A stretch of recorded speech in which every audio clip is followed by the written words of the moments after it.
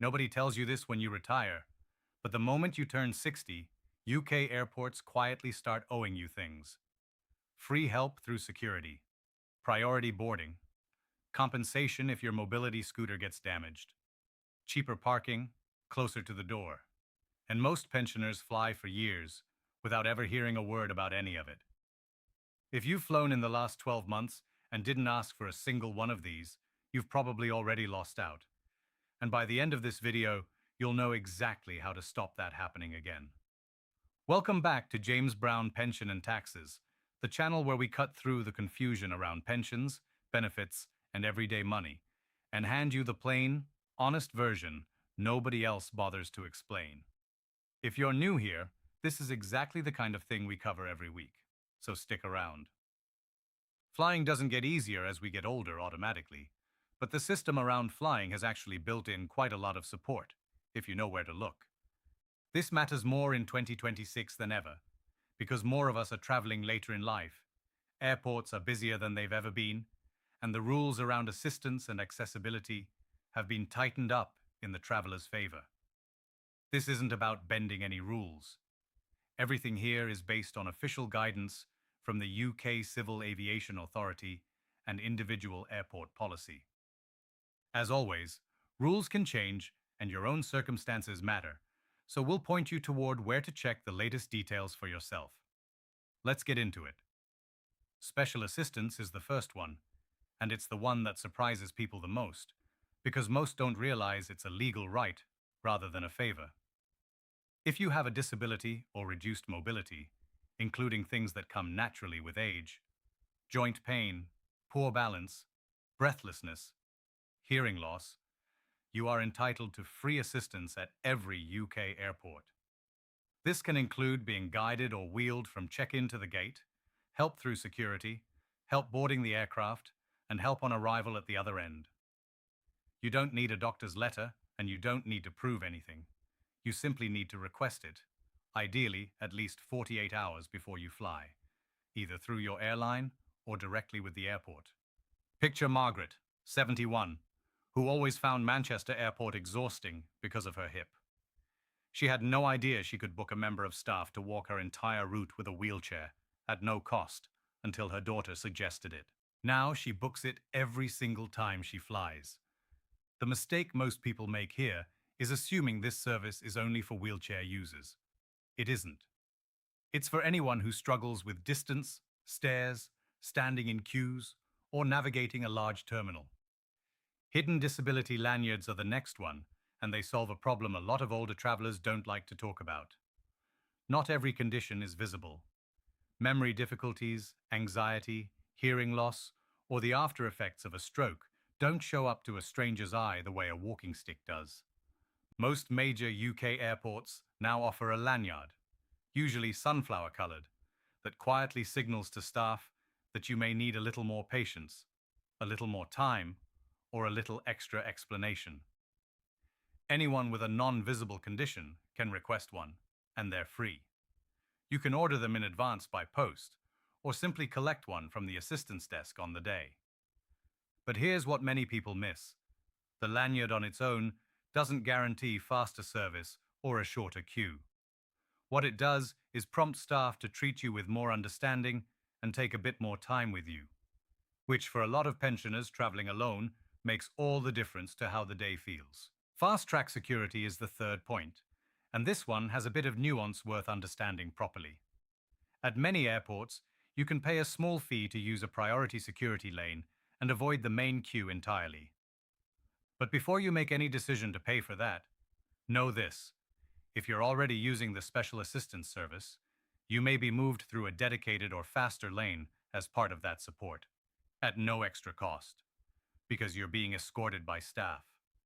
The mistake people make is paying twice, once for fast track, and again assuming they still need to separately request assistance. If you have mobility needs, ask the assistance desk first before paying for anything, because you might already be covered.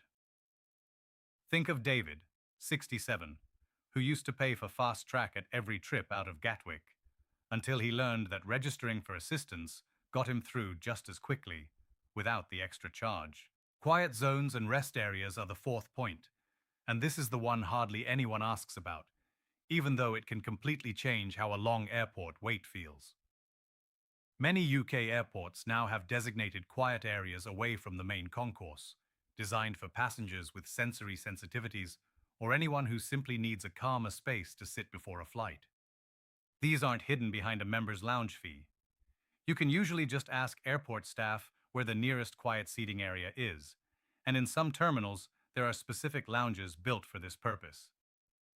For a pensioner managing anxiety about flying, or simply someone who tires easily in a noisy environment, this small thing can be the difference between a stressful departure and a calm one. But there is something many people miss with the next point, and it could genuinely save you money if things go wrong. Mobility equipment protection is the fifth point, and every pensioner using a wheelchair, walker, or mobility scooter needs to hear this clearly. If your equipment is damaged, lost, or delayed by the airline while it's stored in the hold, you are entitled to compensation, and airlines are required to provide you with a temporary replacement in the meantime, so you're not left stranded. This is a legal protection, not a gesture of goodwill. Make sure you notify your airline well in advance, particularly for electric scooters, since there are rules around battery type and size that vary by airline. The common mistake here is assuming nothing can be done if equipment comes back broken. It can. Keep your booking confirmation and take photos of your equipment before it goes into the hold, just in case.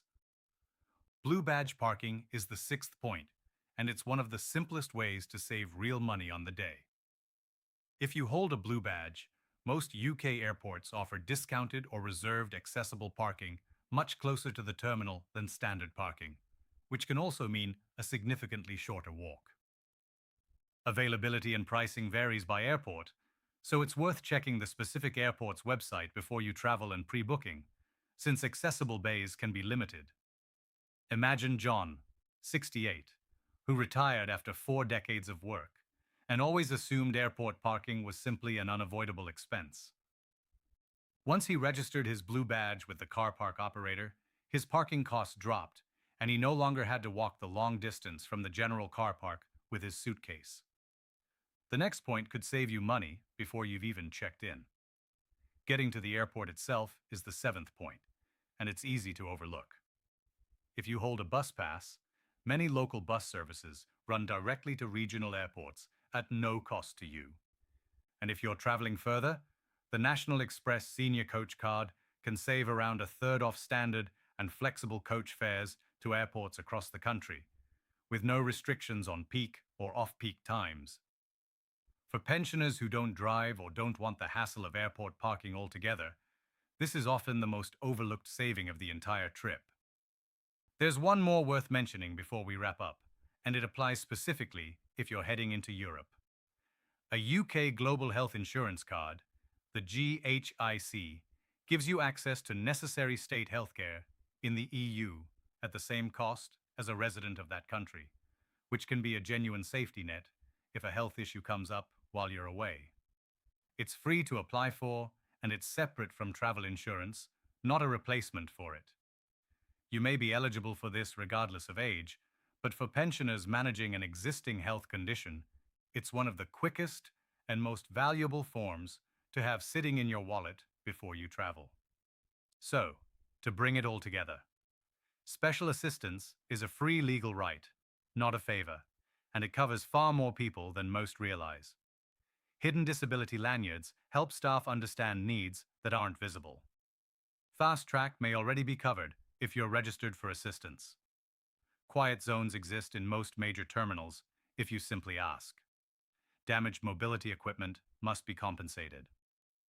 Blue badge holders often get cheaper, closer parking. And getting to the airport itself can be heavily discounted or free, depending on your pass. None of this replaces checking the official guidance for your specific airport and airline, since policies shift from one terminal to another, and your own circumstances will always affect exactly what you're entitled to. The Civil Aviation Authority's website is the best starting point if you want to check your rights in more detail. If this helped you feel a bit more prepared for your next trip, Hit subscribe and turn on notifications, because every week on James Brown Pension and Taxes, we bring you the parts of pension life nobody else quite bothers to explain. The benefits, the small print, and the money-saving details that actually matter. Drop a comment and tell us which of these 7 you didn't know about, and we'll see you in the next one. Thanks for watching, and safe travels.